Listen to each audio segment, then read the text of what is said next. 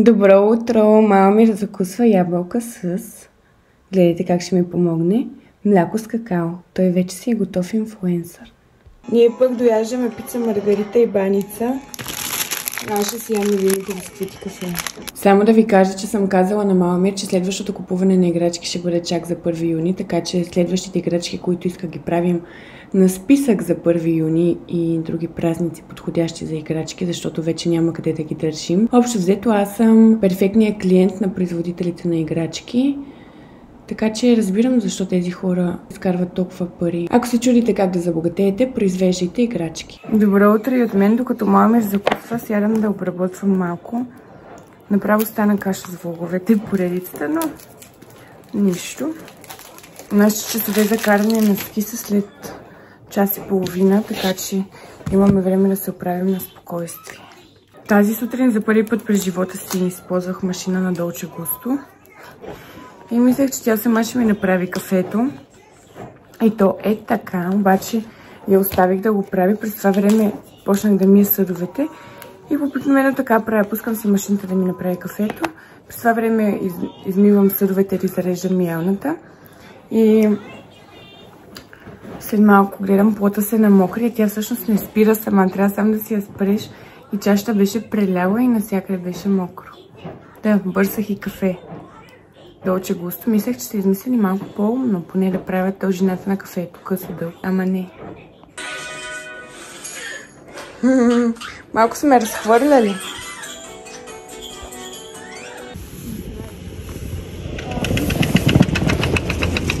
А поне се заключва, нали? Да. С мама ми караме с учителите на същото време до сега е снеговия. Аз се чакам.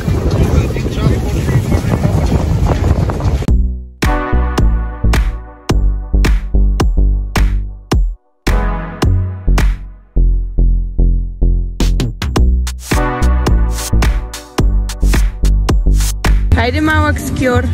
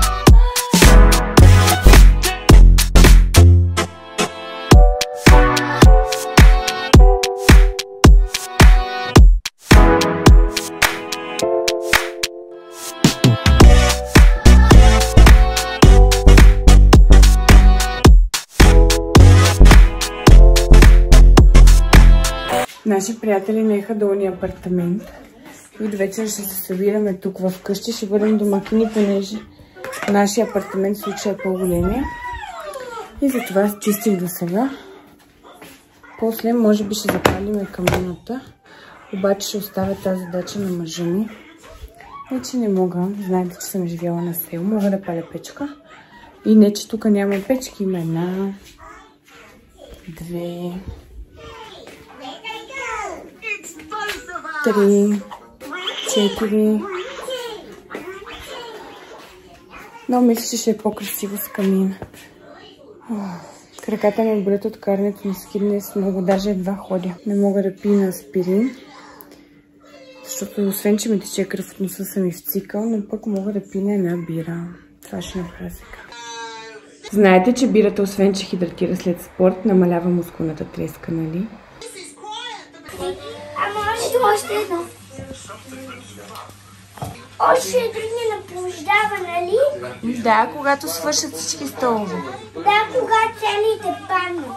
И сега от тук нататък следващите 9 дни са ни горе-долу еднакви, така че в това видео ще има няколко дни събрани на едно. Ставаме, отиваме да караме ски, на следващия ден сме. Кой отива да кара ски? Там глед, кой отива да кара ски? Кой отива да кара ски? Кой отива да кара ски? Кой отива да кара ски? Кой отива да кара ски? Кой отива да кара ски?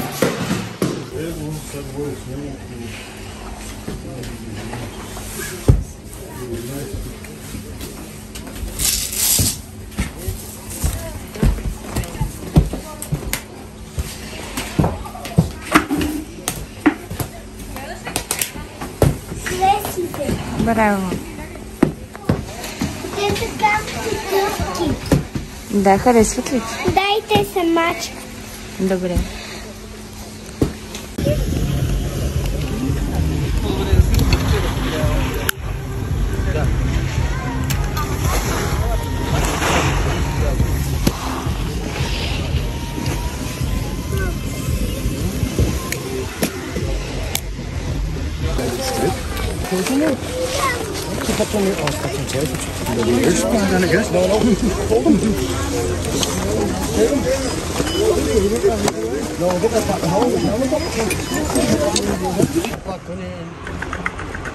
Или такова с внимание, вика, пристигнахме, управител идва на вечера, вижда, че сме гости, вечер, заповядайте, какво е, или какво се, или що си.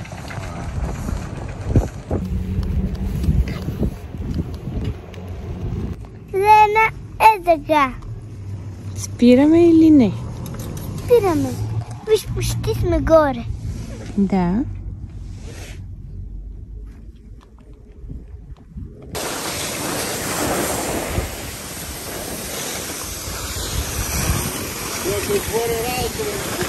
Браво, мамо, браво!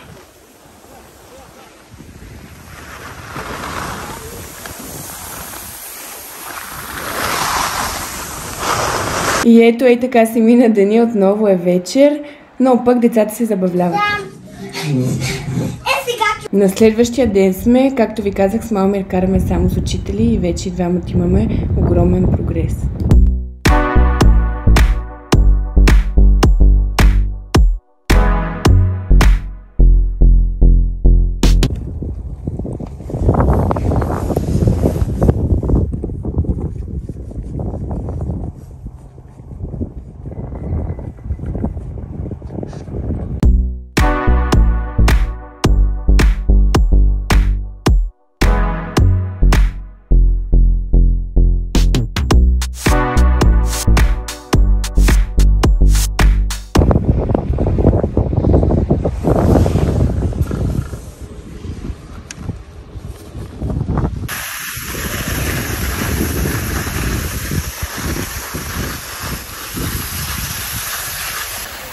Моя урок за днес приключи. На зелената писта съм да търся Малмир някъде с неговия учител. Той ще кара 1 час повече от мен днес. И сега ще погледнем къде ще го намерим.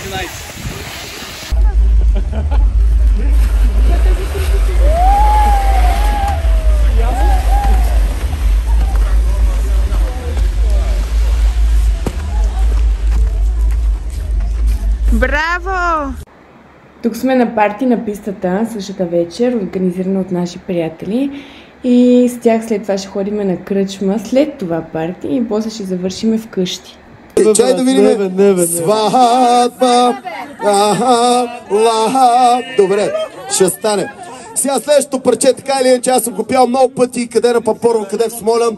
Това е за всички хора, които се кефат на зимните дисциплини, на това, което правим всеки ден. Специален поздрав за Рабугата, който е дизастър и е част от играта.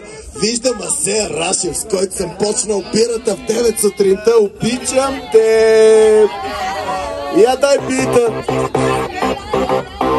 Йо! Тук е някакво... Всеки, който обича фристайла на пистите! Ей, така ще го направим.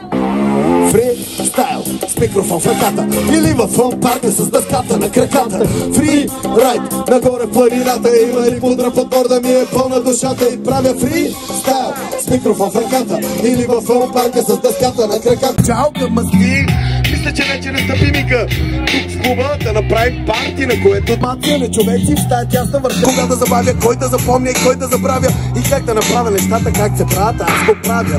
Точно когато си паля чадела, искам баса на 2 децибела. На високите настройките целя, така че да ги намеля. В неделя вечерта ще редя комплета и ще пръсна газа на допета, които се правят на точно такива МС-та, каквито не са момчета. Защо? Както се досещате, това парти не е подходящо за малки деца, въпреки че има, но Малмир през това време беше на арт работилница. Така се правят фигурки от слайм. Хайде сега да ходим на механа. Ама в следващия влог